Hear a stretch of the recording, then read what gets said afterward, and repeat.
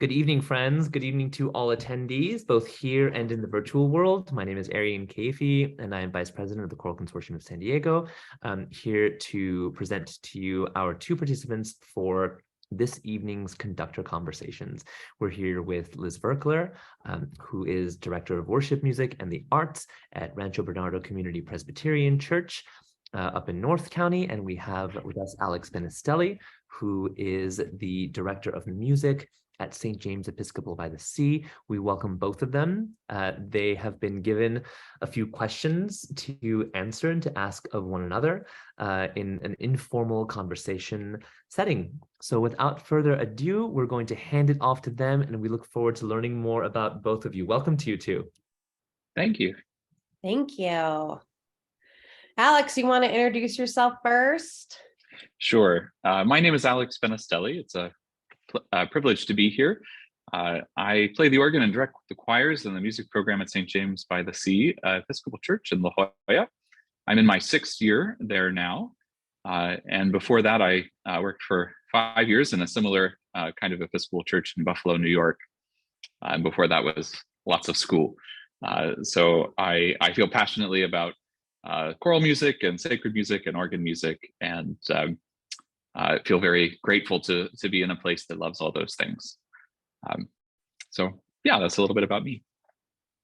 Wonderful. And I'm Liz Virkler, and I am in my going on 10 years here at Rancho Bernardo Community Presbyterian.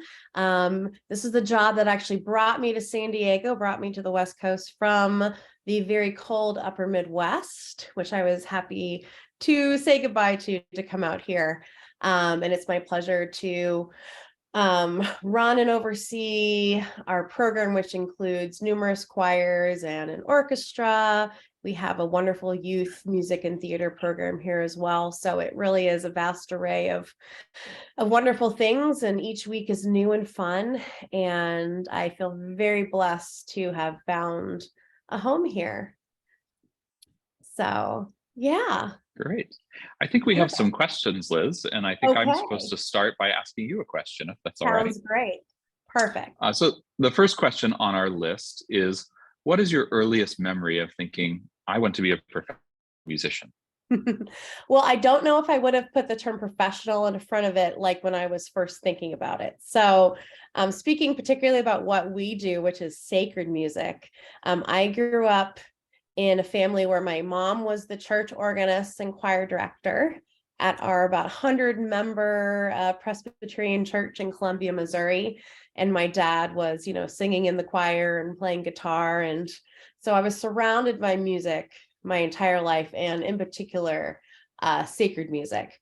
So for me, it was just the average thing to spend your weekend at the church, and for your family to be singing quartets and solos in church. That was just the norm. And there wasn't really a time when I didn't think I wasn't going to do some sort of music. The tricky part for me, I think, was just figuring out what in the field I was really drawn to. And then I've just been very lucky throughout my schooling and education to have, you sort of try and, find the mentors and the teachers that seem like the right fit, and that then sort of draws you into the right path for your profession. So what about you, Alex? Yeah, what a great story. I grew up in Pittsburgh, Pennsylvania, and I remember at a young age transitioning from piano to playing the organ in my local church, and had the keys to go down when the heat was off during the week, and where you could see your breath in the air, and just fell in love with it, and fell in love with the sound of the organ, and particularly hymns were something that really spoke to me as a teenager. And I remember talking about college, and particularly with my family, my mother in particular, who thought I was going to always be a medical doctor, like her dad, which didn't quite work out. But I remember thinking, as I was getting closer to college, I love this music thing, and I'd like to give it a try. And you never know what's going to happen, but I'd like to try it. So I did some auditions in organ and wound up at Westminster Choir College in Princeton, New Jersey, and just feel very blessed to have wound up there. And one thing led to another, from part-time jobs to full-time jobs, and just opportunities that I'm grateful to have been open to. So it was really just never really a certainty of this is exactly what I'm going to do, but try it, and if it works out, great. And I'm grateful that it has. Yeah. So you went to Westminster Choir College, and I went to St. Olaf College. So they're kind of like two ends of like the same spectrum there. Yeah, absolutely. If choirs can have rivalries, which they don't, I guess that would be the same thing. But I know for me, I was lucky enough. I actually heard the St. Olaf Choir when they were on tour when, get this, my dad was on sabbatical in Australia, and they were touring in Australia. And I was 13 years old, and I remember hearing them, and I'm like, oh, I'm going to go to St. Olaf. That's the school I'm going to go to. So, of course, being, I guess, in Pennsylvania, you're pretty close to New Jersey there. Did you always know you wanted to go there? Or? No, I didn't have any idea. And oddly enough, Pennsylvania is a very big state, so it's still about a 7-hour drive. State. Yes, you're right. I was actually just there for a wedding like 2 weeks ago, so I should know better, but... I heard the St. Olaf Choir when they came on tour to Princeton and sang in the University Chapel, which was just beautiful. And Anton Armstrong is a former American Boy Choir Did fellow. you sing in the American Boys Choir? No, I didn't. But he was always a close friend of that organization. So I've always thought very highly of St. Olaf. And it's always been a complementary relationship, I think, between the two schools. I was really grateful. The last thing that we did at St. James before the pandemic hit, one of the last things was we hosted the Westminster Choir at St. James by the Sea, and it turned out to be really the last performance of the Westminster Choir because the pandemic hit and they closed the school. So it was sort of a very poignant moment and a great memory.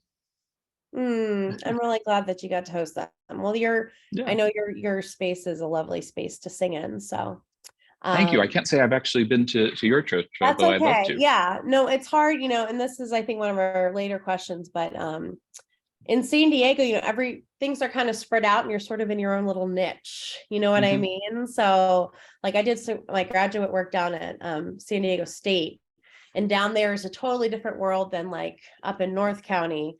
So Rancho Bernardo, it's north kind of central. And then I actually live in Encinitas on the coast. So it's kind of like these three separate worlds that don't necessarily meet easily,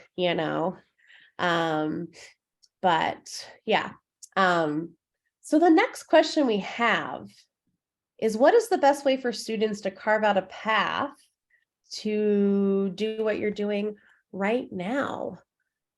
To do what I'm doing, or to do what we do? I guess to do what we're doing. Yes. To do sacred music, to work at a church as your either a full-time job or part-time. I mean, we're both full-time church workers, but I know a lot of people have it as like a side gig. Yeah, I think working in churches can be incredibly fulfilling. I think it's something that you need to have a passion for. Or else there'd be very little reason to do it. Not the money? Isn't it? Doing it for the money. Not going to go into that while we're being recorded, but I think that my experience is just always being involved in a church. And I remember as a kid, I took piano lessons from a young age, and I was invited by the organist to play a prelude or play during communion. And that led to, trying out the organ when my feet were long enough to touch the pedals. And one thing just kind of led to another. So I would encourage anyone who is interested in sacred music to just become involved in a community. And it's often the community aspect that's just as fulfilling as the musical aspect. And I think it's the combination of the two that sort of captures your heart for sacred music. What about you? Yeah, I 100% agree with the community part and being the music making and creation is certainly an important part of it, but without the community, and especially, where I am, where we rely so much on our volunteers and the people who have made this church their home, you have to be able to make those connections with people and sustain them over years and years. I think both of us, in terms of preparation, were in places in our education where we certainly had a rich sacred music culture, where I was in singing in choirs, and also I was a trombone player, was kind of my other thing. And so playing Sunday mornings, brass and organ, and just getting a sense of the hymns and the liturgy. Probably my biggest mistake, and something I should have done, which you actually did, was, like I said, my mom is an organist, which meant, as I'm, taking piano lessons and growing up, she kept saying, "Here, let me show you how to play the organ." And me, being a jerky little kid, was like, "Oh, Mom, I don't want to take lessons from you."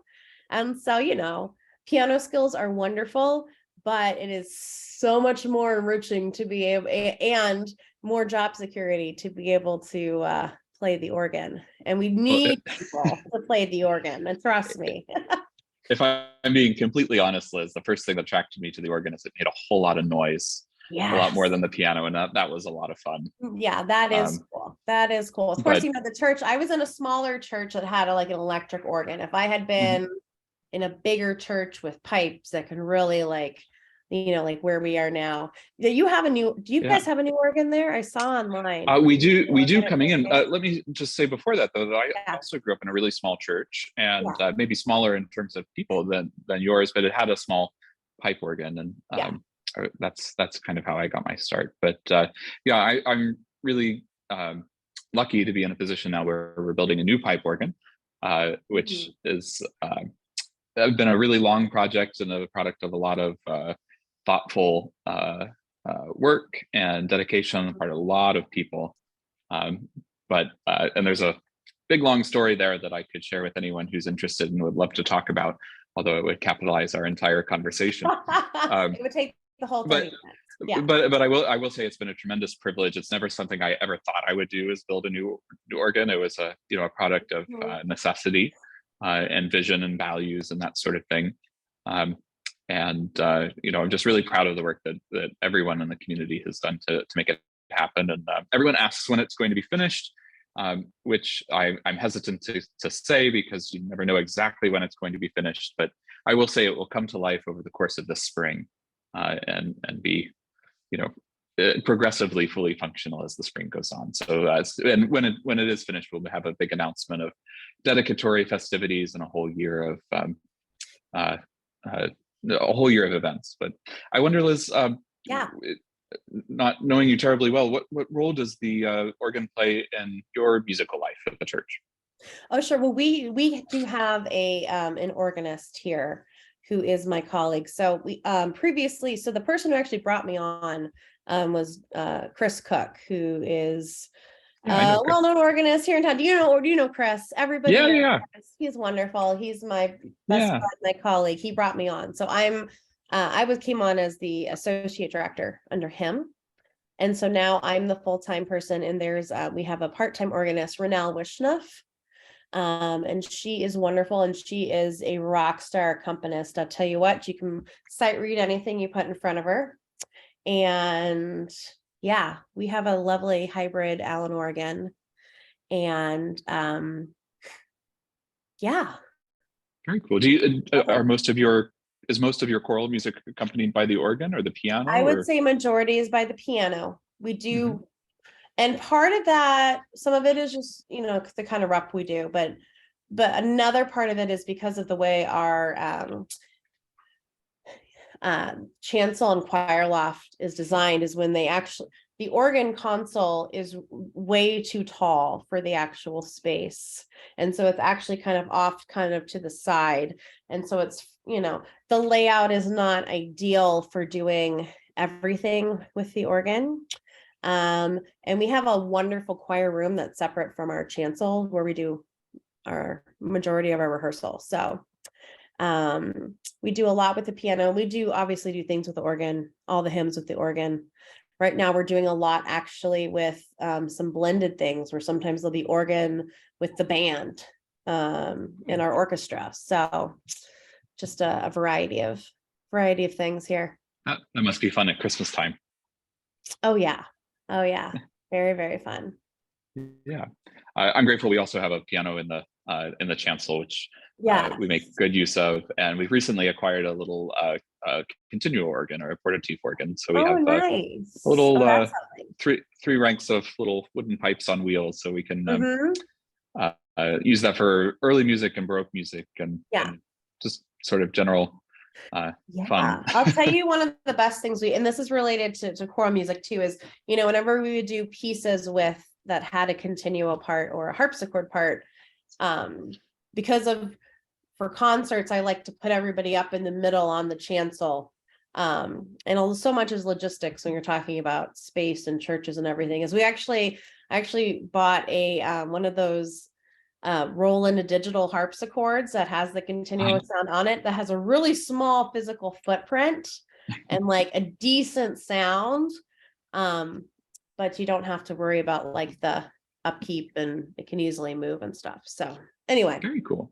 I think I kind of strayed away from the questions, right? Is it my turn to ask you a question? I think so, yes. Okay. Let me go to the next one then and ask you, what were the most important skills and lessons you learned in your development as a musician? Yeah, I think other than things I've mentioned about just our education and mentors and such, for me, because I have sort of a versatile background in instrumental music as well as choral music, the ability to be able to step in front of an orchestra or with as much confidence as a choir is huge. Being able to transpose, and whether it's, having to transpose a part really quickly in finale for my orchestra member that's coming in, who, let's say, oh, I don't have a horn player this week, but I got a tenor sax player. I need to create a part for them, is huge. Obviously, with sacred music, with church, it's like as if you're programming a new concert every week, for lack of a better term. So the ability to be able to learn a large amount of repertoire yourself, and also to be able to teach that rep, in my case, to a lot of volunteers, musicians. So tools for learning music quickly, because it's not like you have 3 months to prepare for your concert.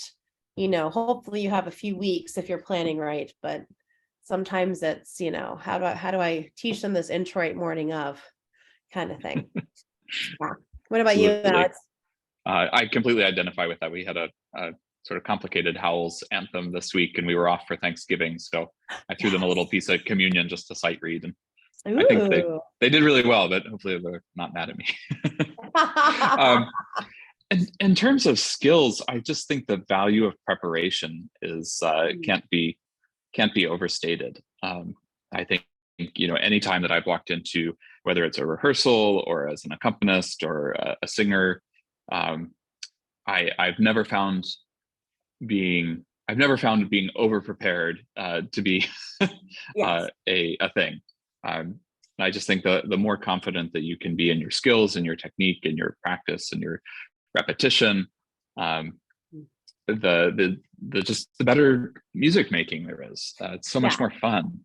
Exactly. So I think that's really good. That, and probably also just understanding and patience, and realizing that these what we're doing is both in relationship with other actual humans. It's not just a product, and that we're all kind of on a musical journey and a spiritual journey, and just patience for that, I think, and understanding, and is really helpful.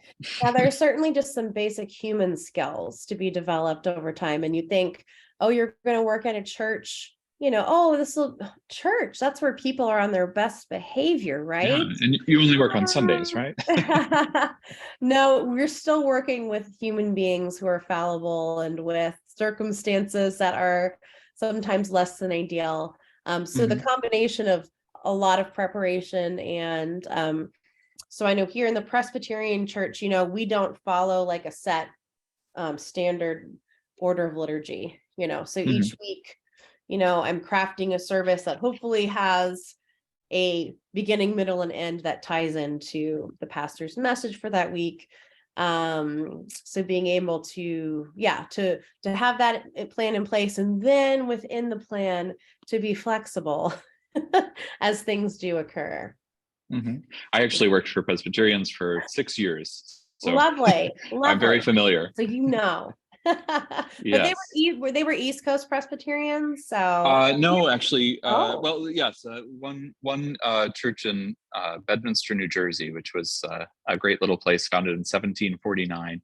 Oh, And then when I moved to Los Angeles, I worked at Pasadena Presbyterian Church. Oh, okay. Gotcha. Which was a lot of fun, and it was right on the Rose Bowl parade route, so that was always a perk.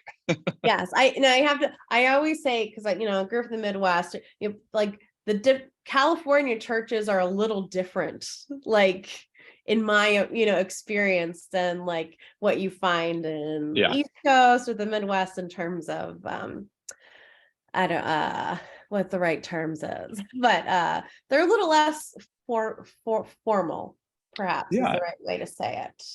I see we have a question here coming in from Carol, and this is my first webinar, so I'm going to try and do this, but I think we can, if it's all right, Liz, try to answer this. I'll go for it.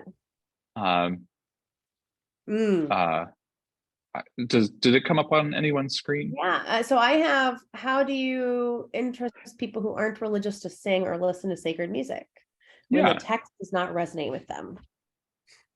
Do you want to give that a first stab, or shall I?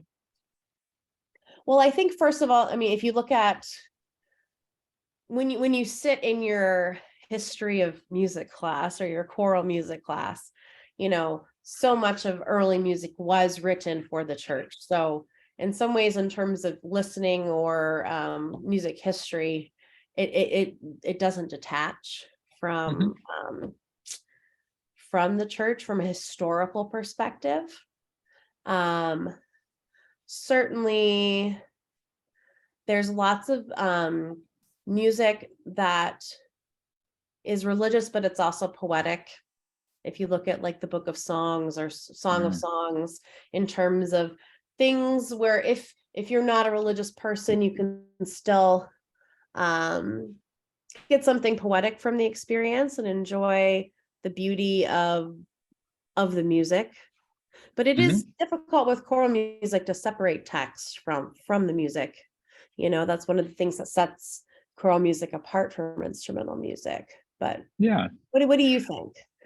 I've always had people of various faiths and no faiths in my church choirs, so that's not something that's surprising to me at all. And I think in terms of text, I actually find a lot of religious texts do resonate with people who aren't particularly religious or are, of some degree of agnostic, because there are a lot of common values. There are a lot of common symbols. I think one of the most important things the church does actually is mark time and mark seasons and occasions. And that's something that I think everyone appreciates, whether or not you're, personally of a particular faith or denomination.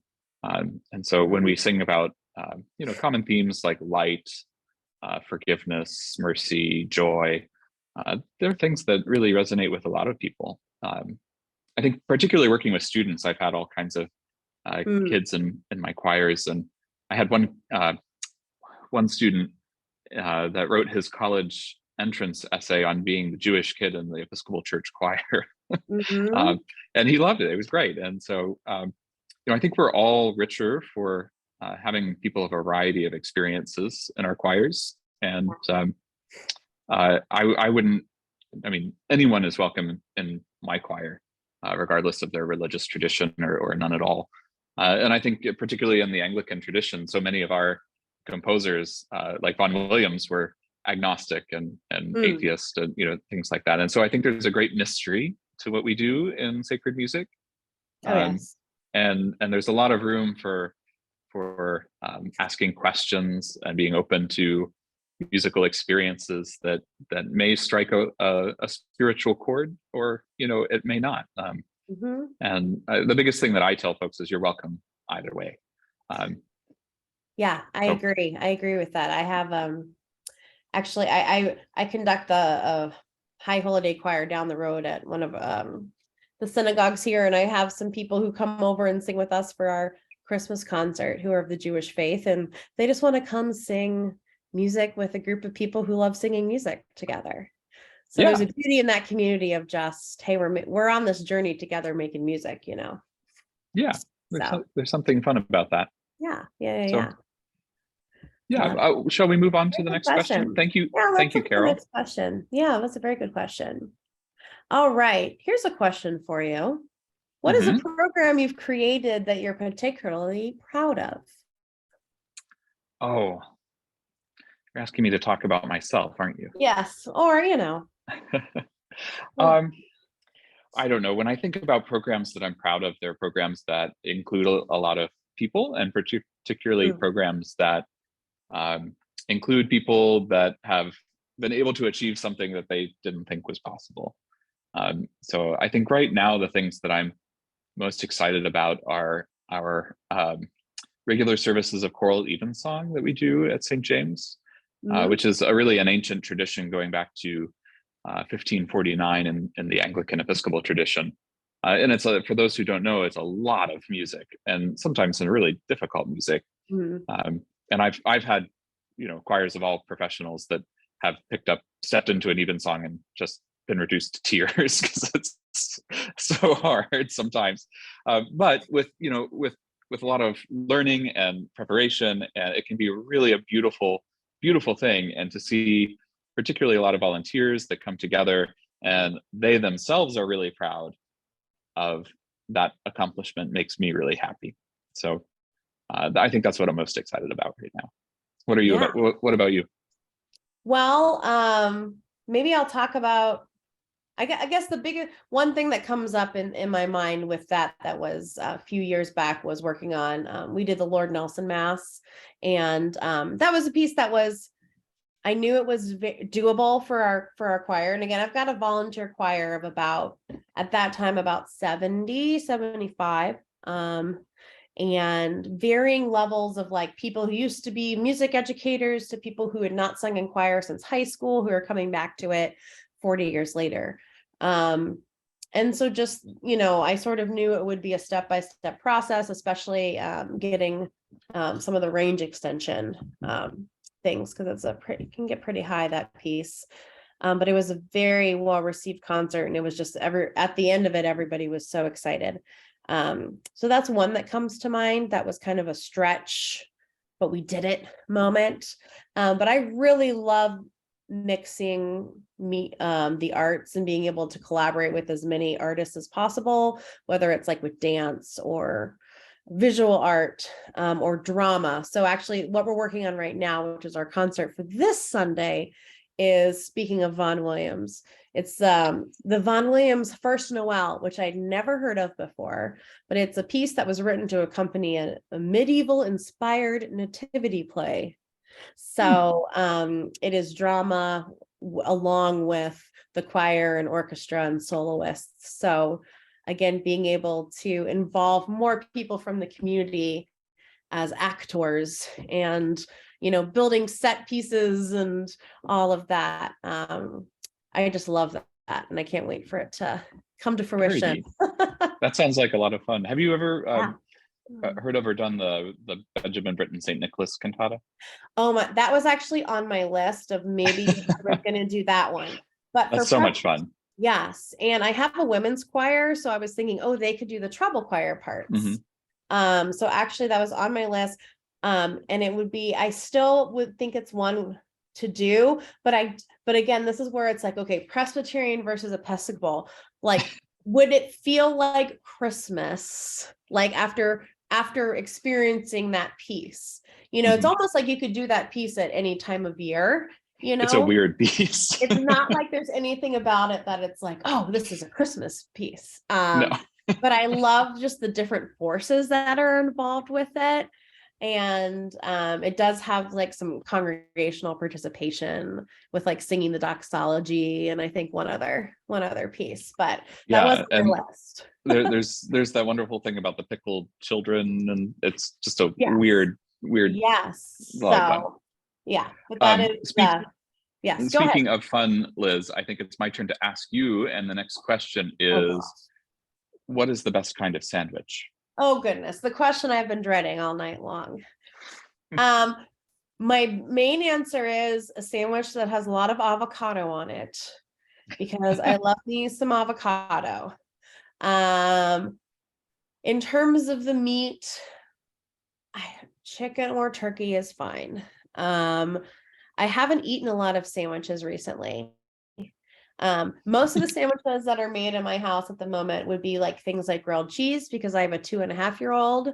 So whatever's easy and quick, and anything that's like bread and cheese or tortilla and cheese, he will eat.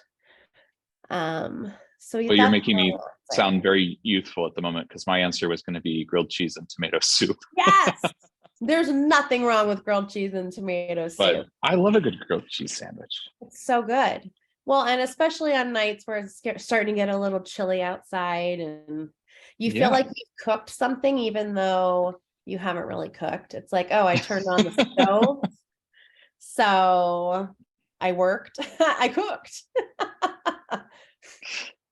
That's great. And maybe grilled cheese with avocado on it. Maybe that would be That's good. true. Yeah, that's true. If you're ever in La Jolla, the Brick and Bell has a really good turkey chipotle sandwich on multi-grain bread with avocado. Okay, well, that's well worth it. Got it. I'll make notes. Wonderful. All right, I think it's my turn to ask you about your favorite venue in San Diego in which to perform, and or your favorite venue worldwide. Well, those are very different questions, but my answer right now will be, I am really in love with St. Mary's Chapel on the campus of the Bishop's School, where I also am a chapel organist. And if you've never been, I encourage everybody to come to some event there, because it's a beautiful small space. It seats maybe 100 people, and it's all collegiate style seating, which means the pews face the center aisle; they face inward. And it's just a really marvelous acoustic. It's a wonderful place to sing, and just the scale and proportions of the building and the windows, and the history. It was built in 1916 by an architect named Carlton Winslow that worked for Bertram Goodhue, who did a lot and was the representative out here that did a lot of the Balboa Park buildings for the exposition. So there's a lot of history there, and that combined with the acoustic and just the aesthetics, I'm in love with that place. What about you? Well, in San Diego, I can't say I've had, you're so blocked into like where you are. I've sung at St. James when I was doing grad work at SDSU, and that's a lovely place to sing. And, I've sung at First Methodist, which is they have a wonderful organ there. It's a fun place to sing. But I haven't, and I've sung, I guess, in some of the downtown sort of theaters, but those aren't really like made necessarily for choral singing. So I don't have the best answer, but I would love to check out the St. Mary's Chapel. Sounds lovely. Yeah, please come. And not to plug what I've said earlier, but we often will do evensong over at St. Mary's Chapel, and it's a great time to be there. So if that's something you're interested in, just drop me a line for those that are listening, and I'll put you on the mailing list. Very nice. They're all free and open to the public, and everyone's welcome. Now, are there any venues you've sung in or performed in before in other places that are particularly memorable? Oh, so many. Right. It's hard to pick out. It's hard to pick one out. Do you have one that you'd like to share first? Putting me on the spot. I guess in terms of, now this sticks out not at all because of the actual, I don't know if, but I guess this question is specifically about venues. Oof, it's so hard. I find most of my memories are because of, occasions that happen in those places. Right. It's hard to remember what's the best acoustic or best venue as a Right. structure. I would just say anytime you have an opportunity to go on tour with the group and being able to experience different venues, you know, even just like we toured in Ireland and Scotland in 2019, and you know, being in Edinburgh and performing in the cathedral there is, you know, and then seeing it you know, just recently with the passing of the Queen, and they're showing her casket there, and having the memory of singing like the noon concert. So again, it's, for me, it's so tied to like experience more than like the actual sound. Yeah, as you were speaking, I think my answer, I'm such a nut for English cathedrals that I probably have to say Wells Cathedral in Somerset out in the West Country is one of my favorites, and as well as St. Patrick's in Dublin is you know, not to be missed. But you know, there's so many great memories and great music to be made in those places that the opportunity, as you said, to go on a tour and to be in those places and sing is really a privilege. Yeah, anytime you have that, I mean, it's wonderful. Yeah. Okay, wait, let me open up my questions here. Of course. Okay, here's a great one. If you could snap your fingers and immediately alter one thing about the choral art, profession, or system in San Diego, what would you alter? Well, I think I alluded to it before, where it's just, it feels so spread out here in terms of not, you know, connecting with people. If you're a North County person, you're kind of, oh, you're too far away than if you're like a, you know, down by like SDSU or out in La Jolla or up in you know, Encinitas, Carlsbad. So I would say, yeah, just the, you know, there's some people like who I know who are in San Diego who are choral musicians, where I've had to like go to national conferences and I'm like, oh, I finally get to meet you here in National ACDA instead of, you know, just 20 miles away. So yeah, that's difficult, and that's not putting blame on anyone. That's also just because we're all so busy, you know. it's true, and we, dare I say, we work hard at what we do. We work hard. If I could change one thing, and particularly working with volunteers, the thing I come across more than anything else is when someone says, "Oh, you don't want me in the choir. Oh, I can't sing." You know, I no, not me. I'm tone deaf. I'm this, and I believe me, you're not tone deaf. You can sing, and I wish there wasn't that sort of emotional barrier to choral singing that a lot of people seem to have. I think a lot of people were told maybe in the third grade by Mrs. So-and-so that, you know, they didn't get the solo, or they didn't, why don't you just, you know, sit this one out or just not sing. And then for the next 60 years, they haven't sung a word. Yeah. My uncle was told in church choir growing up to lip sync. Yeah. So, and like stuff like that, you're like that, you know, the teacher's choice to say that to him at that moment, you know, it has lifelong effects. Yeah, so I kind of make it my mission to seek out people that tell me that. Yeah. I joke with them and I say, oh, you know, the people who are truly tone deaf are already in the choir, so don't worry about it. We'll be tone deaf together. No. Yeah, no, I've never encountered someone who, you know, as long as they can match pitch, and are willing to learn, that, you know, that hasn't been successful. Yeah, it is amazing. Like, I have some volunteers, I'm sure you do too, who are just, they work so hard. It just blows my mind, you know. Like, I have a gentleman who, you know, he practices every day. I mean, he's a decent musician, but you know, he wants to have his music memorized by Sunday.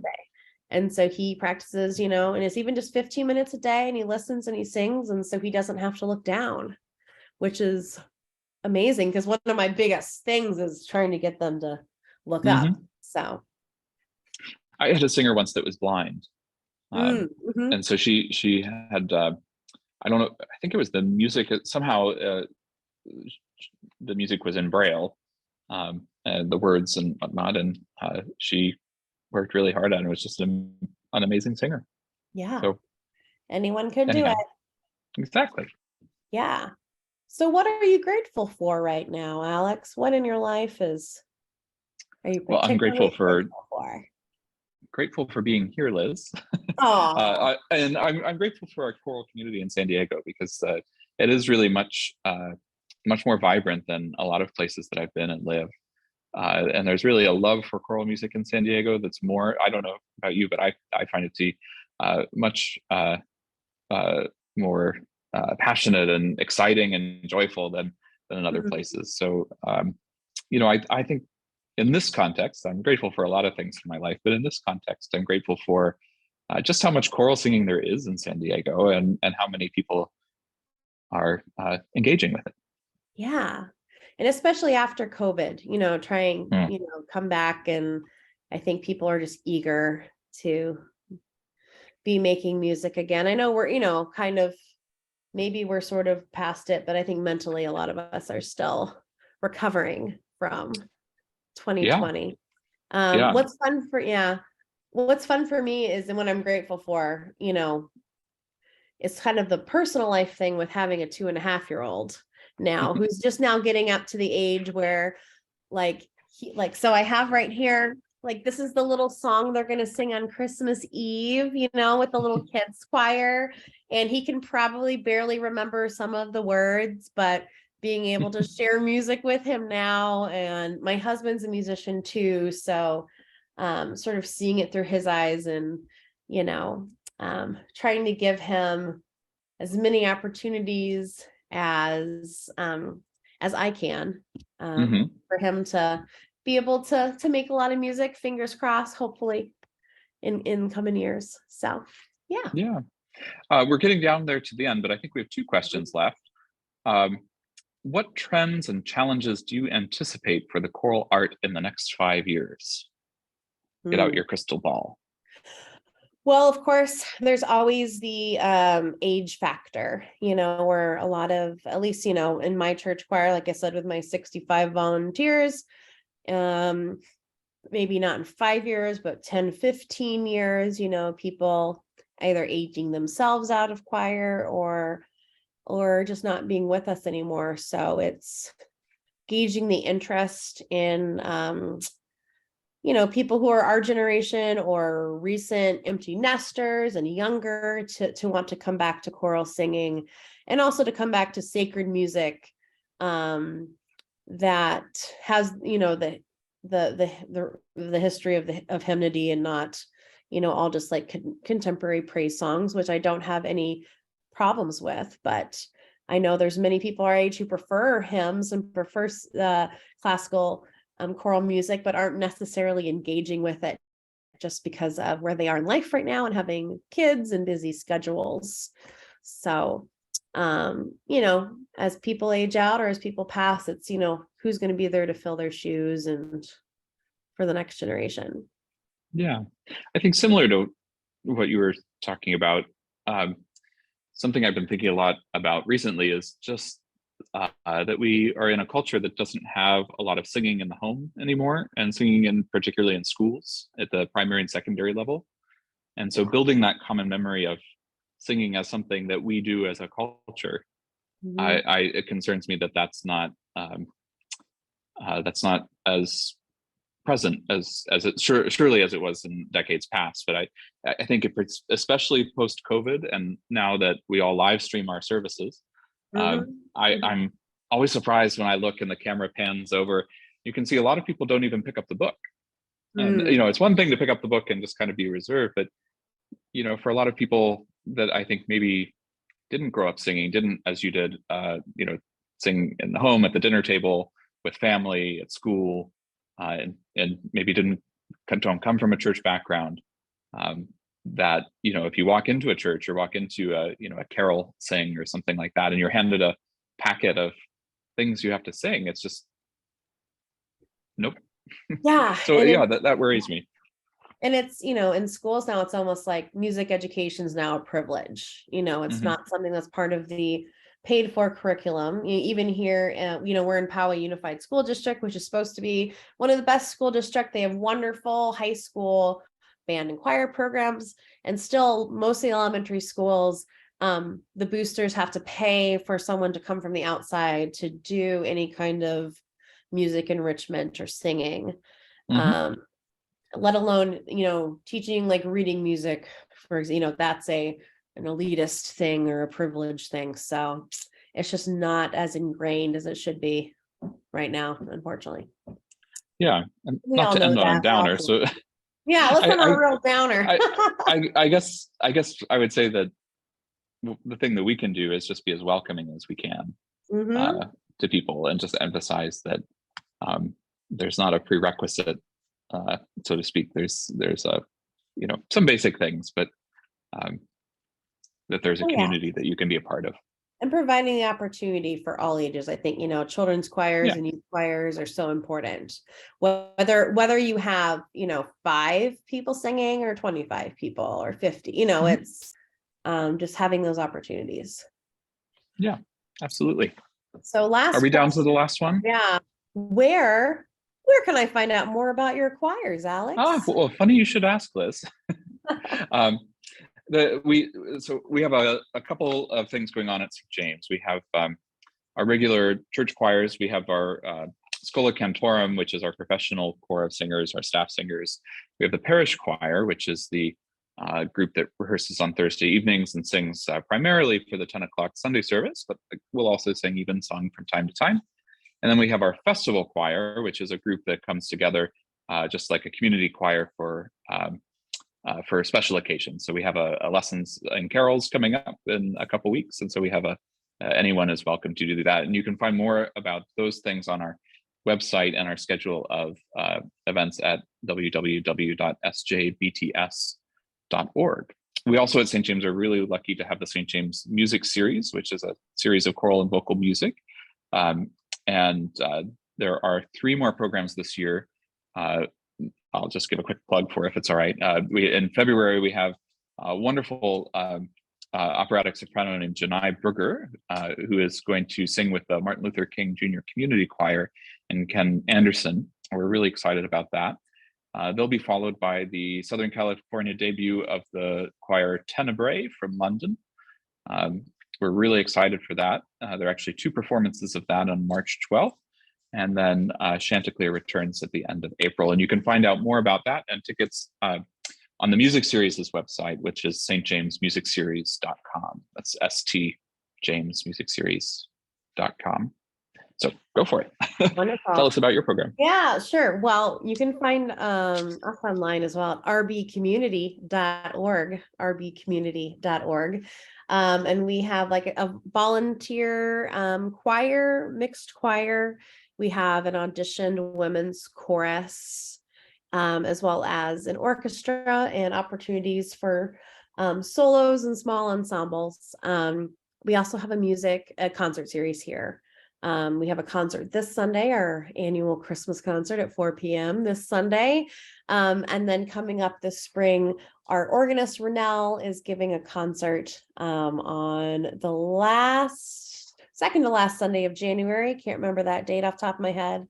We have a quartet of opera singers who are doing opera solos and arias and scenes and duets for Valentine's Day, for the Sunday following Valentine's Day.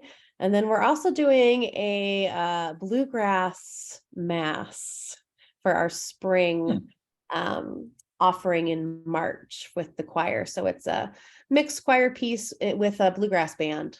And it uses a lot of the Who wrote that list? That's a good, of course, I have it right here. Oh, that's okay. I was just thinking. It's I can't think off the top of my head, but it's called it's called a High Lonesome Mass is the name of it. Okay. And there's a Bob Chilcott jazz. Yeah, no, it's not the Bob Chilcott one. It's a different one. It's called a High Lonesome Mass, and it uses a lot of the like Southern Harmony hymn tunes, but then they've put in some traditional Latin Mass words to it with bluegrass. So that should be fun. Something very different from the Vaughan Williams that we're doing this weekend. So. If I might just add one thing, if you'll indulge me, since we're here with the Choral Consortium folks, if anyone would like to attend one of the St. James Music Series concerts, you can always get a discount with the coupon code CCSD for Choral Consortium of San Diego. So do enter that on the website and you'll get a discount on tickets to any of the concerts. Wonderful. Our concerts are just a free will donation, if anyone, but I'm excited. Unfortunately, it seems like whenever you have like, I know like you have Tenebrae coming this year, and it's always like, oh, we got to come around the same day. No.